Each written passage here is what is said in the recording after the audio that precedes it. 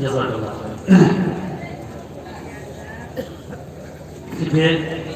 خیر۔ مفتی عارف باللہ قاسمی حیدرآباد، موسوعۃ الفقہ الاسلامی المثلیہ، موسوعہ جمال عبد الناصر صاحب، موضوع ہے حضور والا سے درخواست ہے وہ تشریف لائیں۔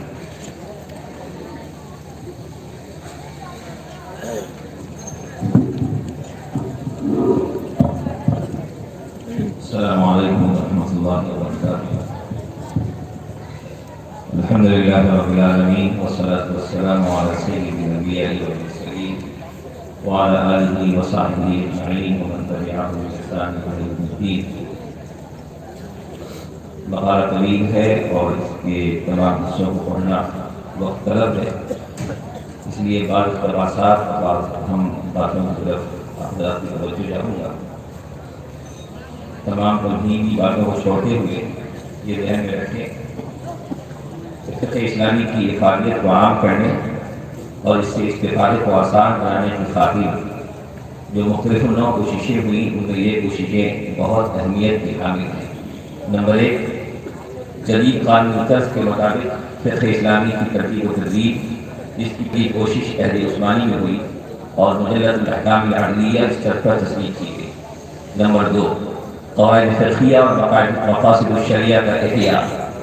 نمبر 3، الفقہ البخاری۔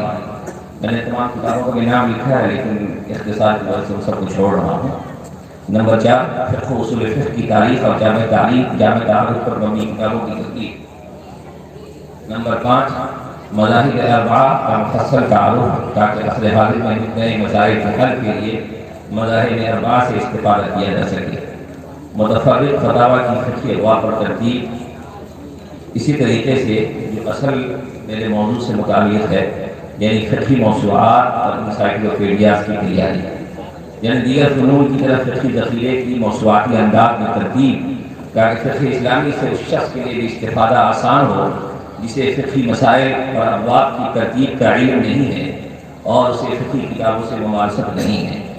موسوعہ فقہیہ کویتیہ اور اس مقالے میں زیر تعارف کتاب موسوعۃ الفقہ الاسلامی اس سلسلے کی نمایاں اور قابل ذکر کوشش ہے۔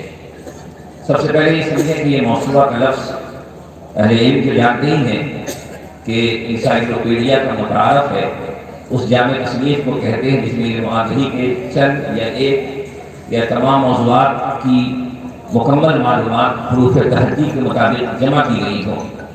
لیکن کئی ایسی کتابیں بھی ہیں کہ جن کو موسوعہ کے نام سے موسوم کیا گیا ہے لیکن اس میں حروف تحقیق کی رعایت نہیں ہے، جیسے موسوعۃ التفسیر بالمعصور، ابراہیم ابیاری کے موسوعۃ القرآنیہ اور موسوعۃ الفقہ الاسلامی علامہ محمد بن ابراہیم الطویجی کی۔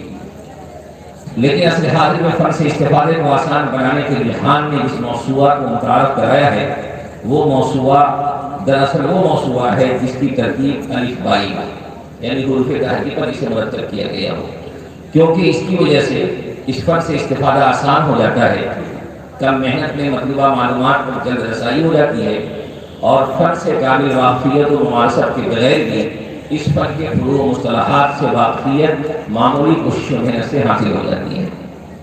موسوعہ فقہیہ کی تیاری ایک قدیم اسلامی آرزو تھی جو ہر زمانے میں محسوس کی گئی۔ اس سلسلے میں سب سے پہلی کوشش علامہ ابن حزم اندلسی کی طرف سے ہوئی۔ انہوں نے ایک کتاب الخصال الجامعہ لجمل شرائع الاسلام کے نام سے ایک نہایت جامع کتاب تصنیف کی، جس میں انہوں نے اپنے زمانے تک کے تمام فقہا کے اقوال و آراء کو ان کے مستدلات کے ساتھ جمع کیا۔ علامہ ابن حزم کے ایک معاصر اخبار الحکمہ کے مصنف علامہ حکیم صاحب اندلسی کہتے ہیں کہ میں نے یہ کتاب ابن حزم کی تحریر میں 24 جلدوں میں دیکھی، اسے ابن حزم نے بہت باریک تحریر میں لکھی تھی۔ علامہ ذہبی نے لکھا ہے یہ کتاب 25 جلدوں میں موجود تھی لیکن افسوس کہ یہ کتاب ضائع ہو گئی۔ عصر حاضر میں فقہ اسلامی کو الفبائی ترتیب پر مرتب کرنے کی تحریک 1370 ہجری مطابق 1951 میں پیرس میں منعقد ہونے والے کانفرنس سے شروع ہوئی، جس میں عالم اسلام کے بہت سے فقہا نے شرکت کی تھی۔ کانفرنس کی سفارشات میں ایسے موسوعہ فقہیہ کی تالیف کی اپیل کی گئی تھی جس میں فقہ اسلامی جدید طرز پر حروف تحدی کے اعتبار سے ترتیب دی جائے۔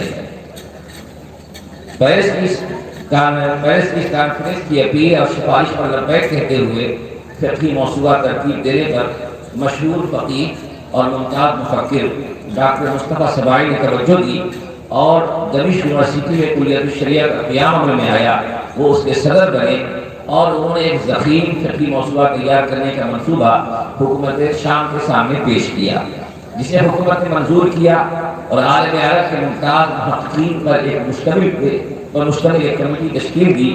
اس موضوع کا خطہ اور اس کی ترتیب و منہج پر مشتمل جب فرمان بھی جاری کیا گیا 1956 عیسوی میں، جس میں فقہ حنفی کو اساسی درجہ دیا گیا تھا اور ممکنہ حد تک تمام فقہی آراء کو جمع کرنے کی ہدایت تھی۔ اس ہدایت کے مطابق ابتدائی مرحلے کچھ کام بھی ہوا، لیکن چند وجوہات کی بنا پر یہ کام ابتدائی کوششوں سے آگے نہ بڑھ سکا۔ 1958 میں مصر و شام کے اتحاد کے بعد مصری اور شامی علماء نے قربت بڑھی تو مصر اور شام نے مل کر اس موضوع کو ترتیب دینے کا ذمہ لیا اور مصری وزیر اوقاف نے مجلس اعلیٰ برائے اسلامی امور تشکیل دی، جس کے تحت 1961 عیسوی میں شامی اور مصری علماء پر مشتمل موسوعۃ الفقہ الاسلامی کمیٹی بنائی، جس کو موسوعہ تیار کرنے کی ذمہ داری دی گئی۔ ان حضرات کی کوششوں سے پہلی جلد 1966 میں شائع ہوئی اور اس وقت کے مصری صدر جمال عبد الناصر کے نام سے جوڑتے ہوئے اسے موسوعہ جمال عبد الناصر فی الفقہ الاسلامی کے نام سے موسوع کیا گیا۔ اس عظیم فقہی سرمایہ اور دینی کارنامے کو جمال عبد الناصر جیسے شخص سے منسوب کرنا یقیناً ایک مضحکہ خیز سیاسی عمل تھا، اس لیے یہ نام صرف اس کی حیات تک ہی باقی رہا اور 11ویں جلد کے بعد اسے پرانے نام یعنی موسوعۃ الفقہ الاسلامی کے نام سے موسوع کیا گیا اور اب اسی نام سے یہ شائع ہو رہی ہے۔ اہل علم کے درمیان یہ کتاب موسوعہ جمال عبد الناصر فی الفقہ الاسلامی، موسوعۃ الفقہ الاسلامی اور الموسوعۃ الفقہیہ المصریہ کے ناموں سے معروف ہے۔ اس کتاب کی تاریخ کا منہج یہ تھا کہ حکومت کی طرف سے جو خطہ دیا گیا تھا اور جو بنیادی باتیں طے کی گئی تھی وہ یہ تھی کہ موضوعہ کو انتظامی ترتیب پر مرتب کیا جائے اور اس میں لفظ کے اصلی مادے اور تعلیم سے صرف نظر کرتے ہوئے اس لفظ کے تلفظ کے اعتبار سے اس کے پہلے اور دوسرے حرف کی رعایت ہو۔ فقہی ابواب و اصطلاحات کو مستقل ذکر کیا جائے۔ موضوعہ میں 8 مذاہب حنفیہ، مالکیہ، شافعیہ، حنابلہ، ظاہریہ، شیعہ امامیہ، زیدیہ اور عبادیہ کے احکام و ذکر کیے جائیں اور ہر مذہب کے قول شاذ سے صرف نظر کیا جائے۔ احکام کے دلائل کو نقل کرنے میں اعتدال ہو۔ موضوعہ میں اصول فقہ اور قواعد فقہیہ کو بھی جمع کیا جائے اور موضوعہ کا کام فقہی مذاہب اور شرائع کے مابین موازنہ، بعض اقوال کو بعض پر ترجیح دینا نہیں بلکہ اس کا مقصد صرف احکام کو جمع کرنا تھا۔ بہرحال ان اصولوں کے مطابق کام شروع ہوا۔ مصر کی نگرانی میں منتخب علماء نے اسلام کو شروع کیا۔ اسی دوران 1961 میں شام اور مصر کے تعلقات کی کشیدگی نے کمیٹی کے شامی علماء کا مصری علماء کے ساتھ مل کر کام کرنا مشکل کر دیا، جس کی وجہ سے 1962 میں دوبارہ نئے افراد پر مشتمل کمیٹی تشکیل دی گئی اور یہ سلسلہ چلتا رہا۔ 1980 تک شیخ قطان لکھتے ہیں کہ اس کی صرف 14 جلدیں شائع ہوئی، جس میں اطعمہ تک کے مسائل لکھے گئے اور میں نے غور کیا اس سلسلے میں اور یہ کتاب بہت حد تک ناپید ہے۔ جتنا عام کتابوں سے استفادہ آسان ہو جاتا ہے، اس کتاب کا حاصل کرنا اتنا ہی مشکل ثابت ہو رہا تھا۔ ابھی اسی سال اگست 2021 میں اس کی 48ویں جلد شائع ہوئی ہے، جس میں 22 فقہی اور اصولی اصطلاحات جمع کیے گئے ہیں اور 48 جلدوں تک وہ لوگ حرف تیمم تک پہنچے ہیں۔ حرف تیمم تک پہنچنے میں 48 جلدیں مکمل ہو گئی ہیں۔ اب اسی سے اندازہ لگ سکتا ہے کہ ابھی کام کتنا باقی ہے۔ یہ کتاب ابھی زیر تصنیف ہے۔ اللہ اس عظیم کام کی تکمیل کو آسان کرے۔ اس کتاب کی اشاعت محسوس رفتاری سے اس کی قبولیت و افادیت بھی متاثر ہو رہی ہے۔ اسی لیے اب تک اس کی تمام جلدیں بہت سی لائبریری میں نہیں پہنچ سکی۔ مسجد نبوی کی عظیم لائبریری میں اس کی صرف 26 جلدیں دستیاب ہیں۔ ایک ایرانی ویب سائٹ پر اس کی 25 جلدیں فیس کے ساتھ فیس کے ساتھ پڑھنے کے لیے دستیاب ہیں، جبکہ حکومت کی نگرانی میں ہونے والی اس عظیم خدمت کو اس طرح عام کیا جانا چاہیے کہ اس سے بآسانی استفادہ ممکن ہوتا۔ یہ کتاب فقہی مواد پر مشتمل بہت وسیع اور جامع موسوعہ ہے، جس میں مواد و مضامین کی وسعت بہت مفید اور لائق تعریف ہے۔ بڑی جامعیت کے ساتھ مسائل اور اس سے متعلقہ جزئیات کے احاطے کی کوشش کی گئی ہے، اسی لیے بہت سے حضرات اسے موسوعہ فقہیہ کویتیہ سے زیادہ جامع مانتے ہیں۔ مسائل کی وسعت کے اعتبار سے یہ زیادہ ضخیم اور وسیع ضرور ہے کہ اس میں 8 فقہی مذاہب کو جمع کیا گیا ہے، لیکن اس کے باوجود بھی موسوعہ فقہیہ کویتیہ کی اپنی کئی اہم خوبیاں ہیں جو اسے ممتاز کرتی ہیں۔ کتاب میں جیسا کہ میں نے عرض کیا کہ 8 فقہی مذاہب کو ذکر کیا گیا ہے۔ اس کی ایک نمایاں خوبی یہ ہے کہ ہر مسئلہ اور اصطلاح سے متعلق فقہی مذاہب کو الگ الگ مذاہب کے ذریعے عنوان کے ساتھ ذکر کیا گیا ہے، جس سے بآسانی تمام مذاہب کی اعلیٰ تک رسائی ہو جاتی ہے اور واضح طور پر کسی بھی مذہب کا نقطہ نظر معلوم ہو جاتا ہے۔ کتاب میں جن شخصیات کے نام آئے ہیں ان کا تعارف بھی کتاب کے اخیر میں شامل کیا گیا ہے، اور ایک اہم خوبی یہ بھی ہے کہ تمام فقہی مذاہب کو براہ راست مذاہب کی اہم اور مستند کتابوں کے الفاظ میں نقل کرنے کا اہتمام کیا گیا ہے، یا مسئلہ ذکر کرنے کے بعد مذاہب کی کتابوں کی عبارت اور شخصیات کے اقوال کو تعریف کے طور پر ذکر کیا گیا ہے، اور حاشیے میں اس کا حوالہ بھی تحریر کیا گیا ہے، جس سے اصل کتاب سے مراجعت کی راہ ہموار ہو جاتی ہے۔ اور احتیاط اسی میں ہے کہ کچھ لکھنے سے پہلے یا فتویٰ لکھنے سے پہلے اصل کتاب سے مراجعت کر لی جائے، کیونکہ تمام تر احتیاط کے باوجود بعض جگہوں پر موضوعات میں مذہب کا غیر مستقلی قول اس انداز میں ذکر ہو جاتا ہے جو دیکھنے میں اصل مذہب معلوم ہوتا ہے، یا بعض جگہوں پر کسی مذہب کی مراد تحریر ہو جاتی ہے جو اس مذہب کی نہیں ہوتی۔ اس سلسلے میں موسوعہ فقہیہ مصریہ میں بھی کئی باتیں ہیں، اور موسوعہ فقہیہ کویتیہ میں بھی کئی جگہوں کا ایسا ہے، حناف کے سلسلے میں بھی اور حنابلہ کے سلسلے میں بھی مجھے اس طرح کی مثالیں ملی ہیں، لیکن ایسا ثابت نادر ہی ہے۔ عام طور پر مذاہب کے نقل کرنے میں احتیاط اور دقت نظر کا اہتمام ہے۔ مسائل کو نقل کرنے میں قدیم فقہی کتابوں کی مثالوں کے ساتھ ساتھ عصر حاضر میں مربوط چیزوں کی مثالیں دی گئی ہیں، اور نئے مسائل کو بھی ذکر کیا گیا ہے، جیسے کہ استثناء کی بحث میں موبیلیہ اساس منزلی یعنی فرنیچر وغیرہ میں استثناء کو انہوں نے جائز لکھا ہے، اور اس سلسلے میں دلیل دی ہے کہ چونکہ اس کا تعامل ہے اس لیے اس کو جائز مانا جائے گا۔ اس کتاب میں بہت سی خوبیوں کے ساتھ ساتھ بعض اہم چیزیں بھی مجھے ایسی لکھی جس کی اصلاح کی طرف ہمارے اکابر متوجہ کریں تو زیادہ بہتر ہوگا۔ جیسے کہ مثال کے طور پر کئی جگہوں کا ایسا ہے کہ انہوں نے کسی مذہب کو نقل کیا ہے اس انداز سے کہ چونکہ یہ موسوعہ ہے اور اس سے تمام لوگ استفادہ کریں گے، تو یا تو کسی مسئلے کو چھیڑا ہی نہیں جاتا، یا اگر چھیڑتے تو اس سلسلے میں تمام حضرات کے مذاہب کو نقل کرتے۔ کئی جگہوں کا ایسا محسوس ہوا کہ انہوں نے مسئلے کو چھیڑا ہے، اور وہاں پہ ائمہ اربعہ کی مسلک کو نقل کرنے کے بجائے کہیں پر زیدیہ کسی ایک بات کو نقل کر دیا ہے، یا عباضیہ کی ایک بات کو نقل کر دیا ہے، لیکن وہاں پر یہ کچھ نہیں محسوس ہوتی ہے کہ دیگر خاص طور پہ ائمہ اربعہ کی نقطۂ نظر وہاں پہ نہیں ملتا ہے۔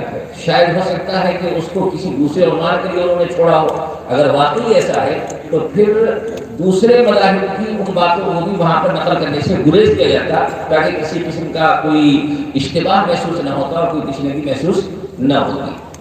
چونکہ یہ کتاب بھی ایک انسانی کوشش ہے، اور اس سلسلے میں انسانوں سے کسی قسم کا افراط تفریط کا ہو جانا کوئی بعید نہیں ہے۔ اس میں جلد نمبر 23 میں حکم الحقوق المدبر میں ایک مسئلہ لکھا ہے جو بہت توجہ کا طلب ہے۔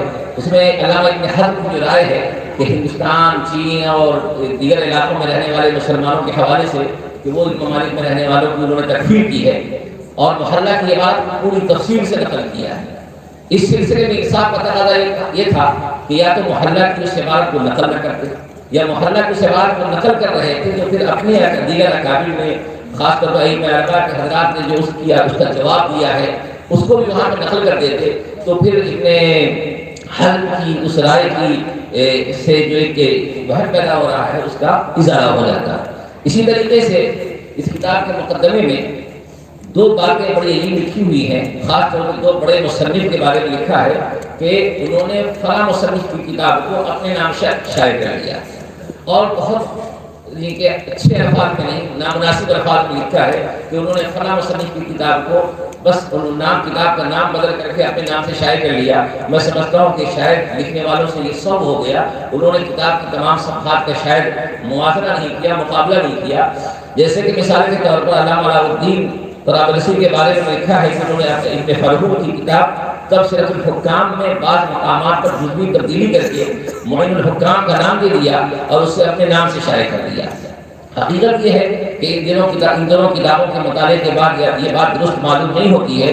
میں نے کتاب کے اکثر حصے کا موازنہ اور تقابلی مطالعہ کیا ہے. ہاں یہ بات درست ہے کہ معین الحکام کی تصنیف تبصرۃ الحکام کے طرز پر اس سے استفادہ کرتے ہوئے کی گئی معلوم ہوتی ہے. بنیادی عناوین میں بہت حد تک یکسانیت ہے, لیکن کتاب کی عبارتیں اور ذیلی عناوین بہت سی جگہوں پر بالکل ہی مختلف ہیں. سب سے بڑا بین فرق یہ ہے کہ ابن فرحون مالکی فقیہ ہیں اور انہوں نے مالکی مسلک کے مطابق قوانین لکھے ہیں, جبکہ علامہ علاء الدین حنفی فقیہ ہیں اور انہوں نے تمام مسائل و قوانین کو فقہ حنفی کے مطابق فقہاء احناف کے اقوال کو ذکر کرتے ہوئے لکھا ہے. اس لیے زیادہ سے زیادہ یہ بات کہی جا سکتی ہے کہ انہوں نے ابن فرحون کی اس کتاب کو حنفیانے کی کوشش کی ہے, لیکن ایسا نہیں ہے کہ کسی دوسرے مصنف کی کتاب کو انہوں نے اپنے نام سے شائع کر لیا ہے. اسی طریقے سے اور بھی چند کتابوں کے بارے میں انہوں نے ایسا دعویٰ کیا ہے جو دعویٰ کتابوں کی مراجعات کے بعد درست ثابت نہیں ہوتا ہے. بہرحال یہ کتاب ابھی زیر ترتیب ہے اور اب تک اس کی 48 چیزیں شائع ہو چکی ہیں, جس میں حرف تا تیمم تک کی بحث آ سکی ہے. ابھی کام جاری ہے. اللہ سے دعا ہے کہ اللہ تعالیٰ اس کام کو آسان کرے. واللہ الموفق وهو المستعان وصلی اللہ علی سیدنا محمد وآلہ وصحبہ اجمعین. جزاکم اللہ خیر.